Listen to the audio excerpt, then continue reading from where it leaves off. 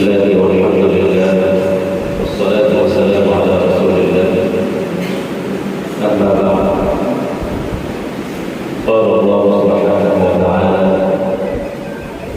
أعوذ بالله من الشيطان الرجيم بسم الله الرحمن الرحيم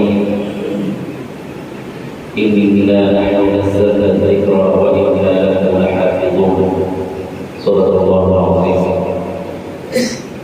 قال رسول الله صلى الله عليه وسلم خيركم من تعلم القرآن وعلمه صدق رسول الله صلى الله عليه وسلم وقال الإمام محمد بن الجزري رحمه الله والأخذ بالتجويد حتم لازم من لم يجود القرآن آسفا الحمد لله চমৎকার একটি কোরআনের বাগানে আমরা উপস্থিত হয়েছি। এই মাদ্রাসার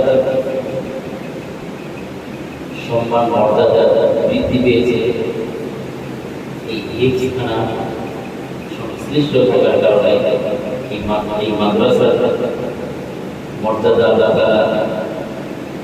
অনেক উপরে বাড়িয়ে দিয়েছেন, অনেক উচ্চ মর্যাদা দান করেছেন। কি জন্য? তার কারণ কোরআনে কারীমে তিলাওয়াত মাদ্রাসায় হয়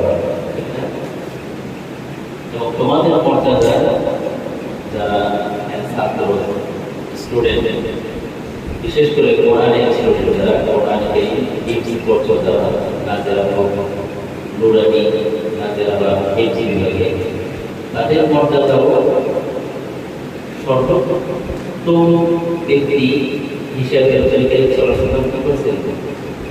তিনি বাণী দিয়েছেন যে সর্বোত্তম ব্যক্তি, তার কারণ আমরা কোরআন শিখছি। আর আমরা যারা এখানে অবস্থান যারা রয়েছি তারাও কিন্তু সর্বোত্তম ব্যক্তি। তা আমার কথা নয়, রাসূল কারীম সাল্লাল্লাহু আলাইহি ওয়াসাল্লাম তিনি বলেছেন।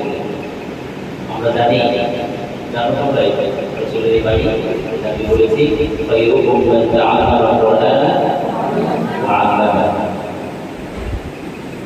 তাহলে তোমরাও সর্বোত্তম ব্যক্তি, এই দিনের মধ্যে সর্বোত্তম ব্যক্তি হচ্ছে তোমরা এবং তোমাদের যারা শিক্ষা দান করছেন তারাও কি সর্বোত্তম ব্যক্তি, অনেক মর্যাদা বাড়বে। সুবহানাল্লাহ। তো কোরআনে কারীম